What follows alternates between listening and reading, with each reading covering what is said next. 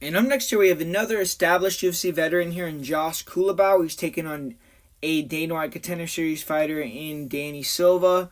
And Culibao, he's been impressive to me, but up and down during his UFC tenure. 3-2-1 in 6 fights.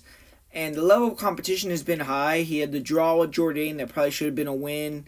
His last fight with Laron Murphy, that was probably a chance to get into the top 15 or at least get a top 15 opponent next. And it was a close fight, but he came up short via decision.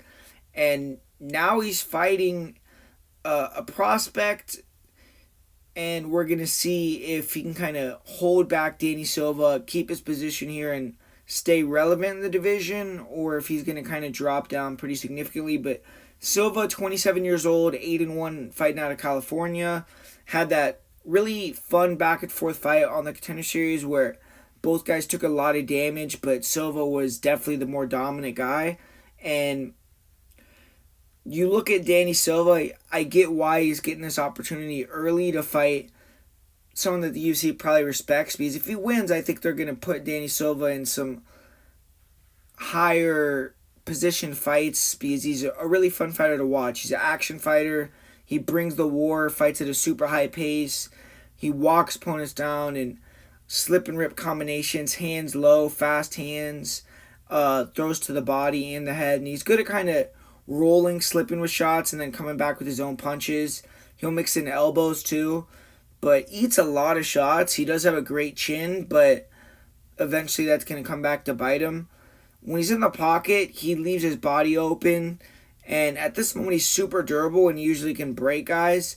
But to me, he's a little bit of a knockout waiting to happen. I think eventually someone's going to knock him out, but as long as his chin holds up and you can't take him down, he's going to be throwing crazy volume, pressing forward, and he's finished 4 of his 8 fights in the second or third round. So it just shows that wears guys down and then he could take you out. And his wrestling looked a little questionable in his loss in MMA. He got taken down, he got held down for portions of the fight. And with his reckless style, he can't kind of expose the hips when he comes forward. So I would say that could be an issue for him, takedown defense. But he's okay at getting back up when he's taken down and has really good cardio. So he's going to be a tough guy. You're going to have to bring your lunch pail to beat him. But Joshua Culibao, slick and speedy striker. He's a little bit flat-footed, but uses a wide stance so he can move in and out quickly. He could switch stance. He's pretty elusive. He's hard to hit. Likes to point fight. He'll pull guys into bigger punches and counter with straight shots. Good 1-2s, 1-1-2s. Good cross counters. He's just overall like a pretty solid in the pocket too. He's good everywhere. Good kicks. He has good calf kicks. He checks kicks. In the clinch, he'll throw decent dirty boxing attacks. He could throw kicks from the outside to the body and the head, but isn't a big puncher.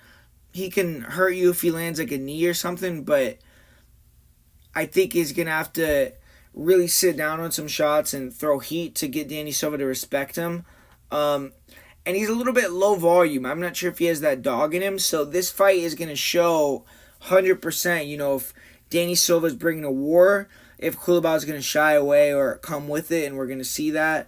But Culibao is going to be able to land a lot of nice counters probably, and he just needs to try to stay sharp, stick and move, and not get into an all-out brawl here. And he can time takedowns. I think it would be smart to look for level changes, especially early. Maybe hit a takedown in the first round. Get Silva a little bit less confident to pressure wildly like that, and that could go a long way in winning the fight. He only has one submission win, but we saw he was able to snatch the neck up quickly against Bogdasarian, so I feel like his submission threat is there.